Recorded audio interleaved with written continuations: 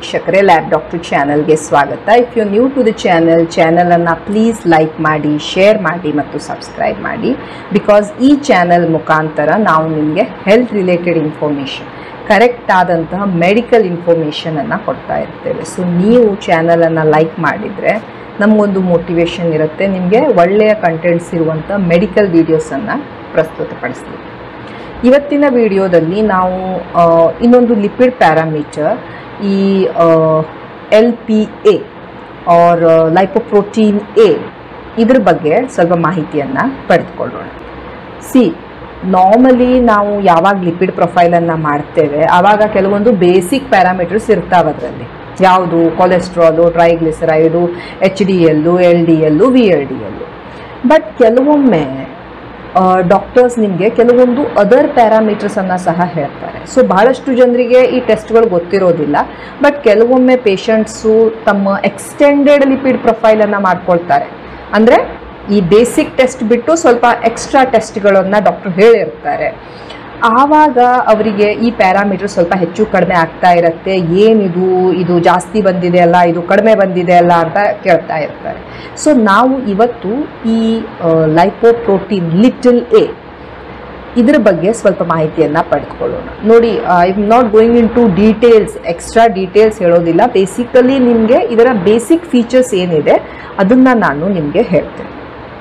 So ಈಗ lipoprotein little A ಅಂತ ಇರ್ತಾರೆ, LP ಬ್ರ್ಯಾಕೆಟಲ್ಲಿ A ಅಂತ ಇರುತ್ತೆ. ಸೊ ಏನಿದು?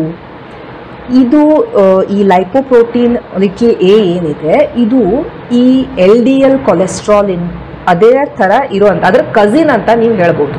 ಓಕೆ, ಸೊ LDL ಅಂದರೆ ಒಂದು ಬ್ಯಾಡ್ ಕೊಲೆಸ್ಟ್ರಾಲ್. ಸೊ ಆ ಬ್ಯಾಡ್ ಕೊಲೆಸ್ಟ್ರಾಲಿನ ಕಸಿನ್. ಸೊ ಇದು ಬ್ಯಾಡ್ ಕೊಲೆಸ್ಟ್ರಾಲೇ, ಇದು ಸಹ ಬ್ಯಾಡ್ ಕೊಲೆಸ್ಟ್ರಾಲೇ.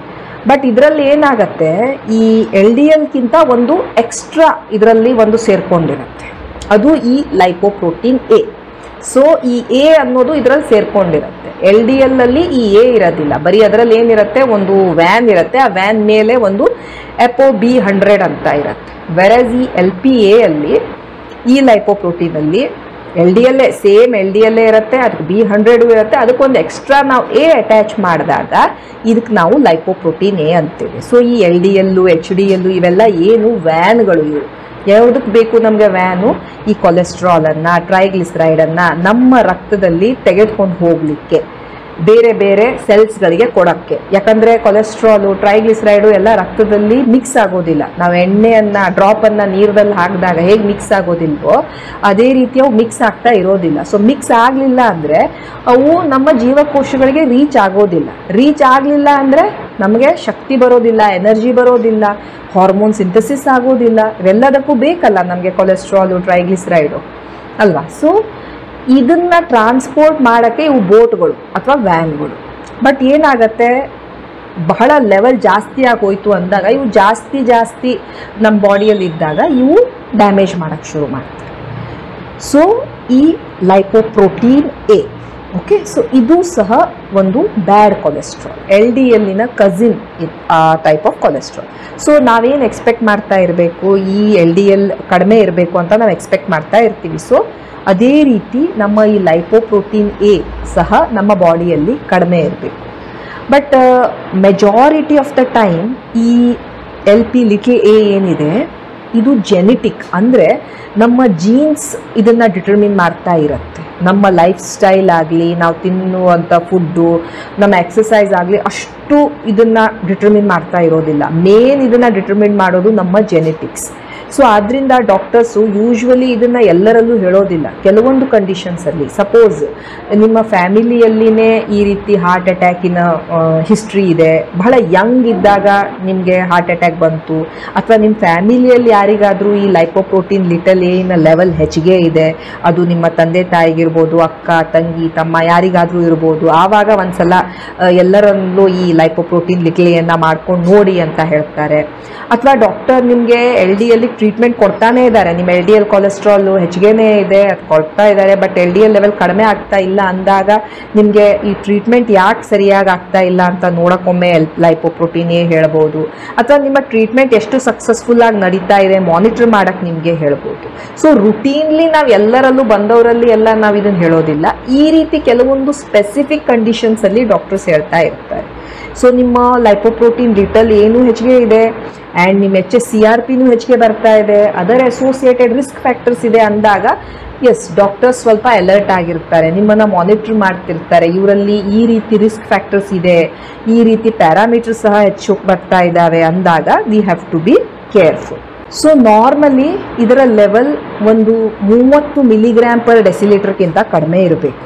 ಓಕೆ, ಒಂದು 20ರಿಂದ 30 ಅಷ್ಟೇ ಇರಬೇಕು. 50ಕ್ಕಿಂತ ಹೆಚ್ಚಿಗೆ ಹೋಯಿತು ಅಂದಾಗ ಇದು ಅಬ್ನಾರ್ಮಲ್. ಈಗ 50 mg/dL ಹೆಚ್ಚಿಗೆ ಬಂತು ಅಥವಾ ಹೆಚ್ಚಿಗೆ ನಿಮ್ಮ ಲೆವೆಲ್ ಬಂತು ಅಂದರೆ ನೀವೇನು ಅರ್ಥ, ಅದಕ್ಕೆ ನಿಮಗೆ ಈ ಹಾರ್ಟ್ ಪ್ರಾಬ್ಲಮ್ ಬರೋದು ಅಥವಾ ಈ ಬ್ರೈನಲ್ಲಿ ಇಶ್ಯೂಸ್ ಬರೋದು, ಹಾರ್ಟ್ ಅಟ್ಯಾಕ್ ಆಗೋದು ಅಥವಾ ಸ್ಟ್ರೋಕ್, ಪ್ಯಾರಾಲಿಸಿಸ್ ಆಗೋದು, ಈ ಕೈಕಾಲುಗಳಲ್ಲಿ ಇರುವಂಥ ರಕ್ತನಾಳಗಳಲ್ಲಿ ಪ್ರಾಬ್ಲಮ್ ಬರೋದು, ಪೆರಿಫೆರಲ್ ವ್ಯಾಸ್ಕ್ಯುಲರ್ ಡಿಸೀಸ್ ಬರೋದು, ಈ ರೀತಿ ಎಲ್ಲ ಚಾನ್ಸಸ್ ಸ್ವಲ್ಪ ಹೆಚ್ಚಿಗೆ ಇದೆ ಅಂತ ಹೇಳ್ತಾ ಇರುತ್ತೆ.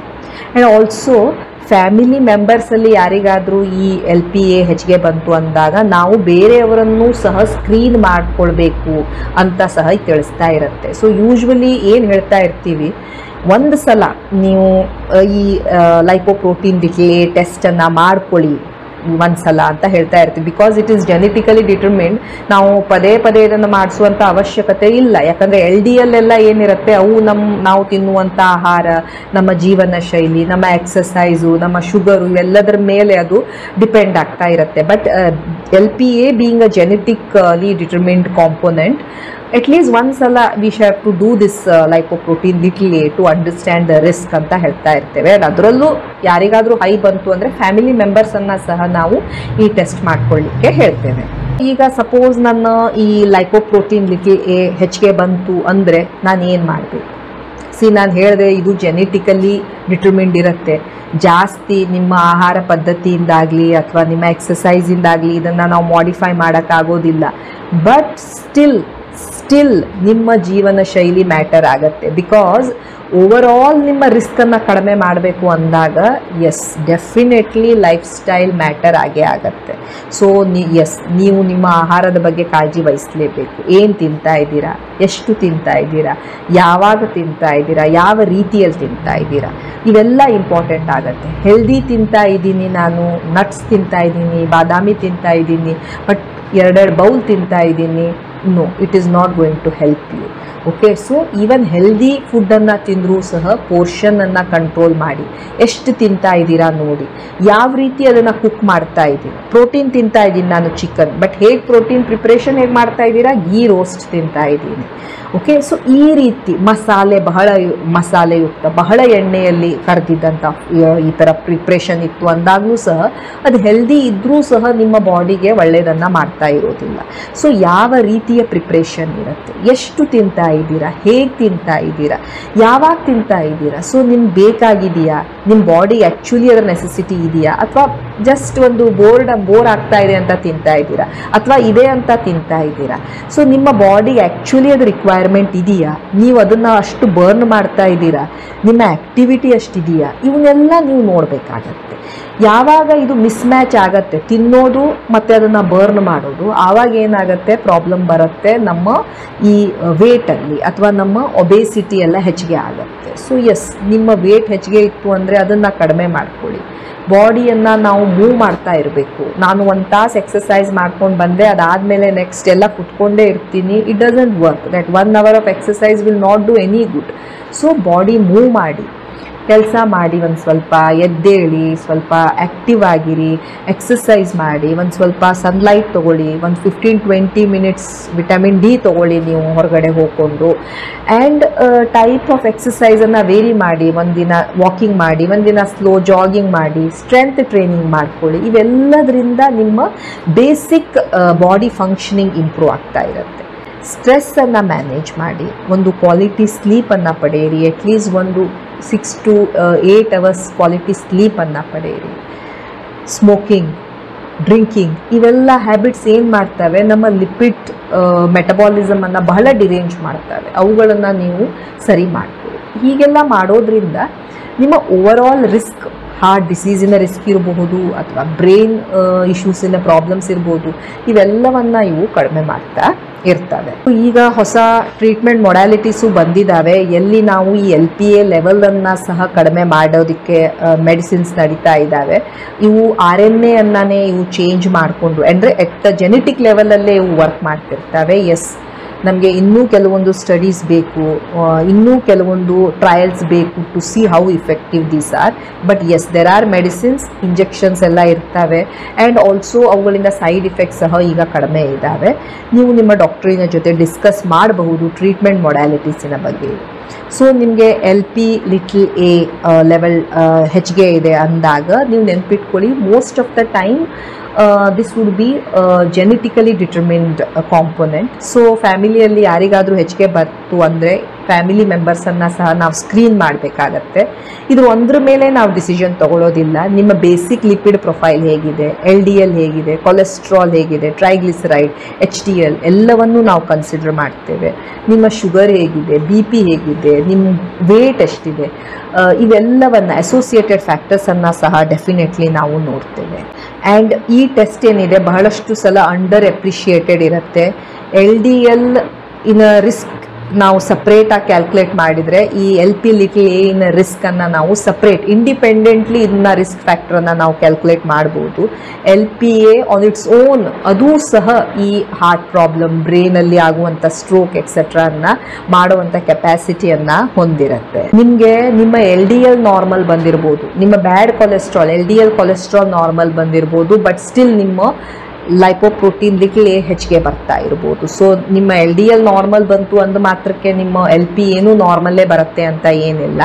It can be higher. Once in a lifetime it is better that ನಮ್ಮ LPA ನಂಬರ್ ಏನಿದೆ ಅಂತ ನಮ್ಗೆ ತಿಳಿದಿರೋದು better, and it should be less than 30 mg/dL.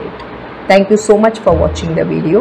Please like, share and subscribe the channel. Thank you.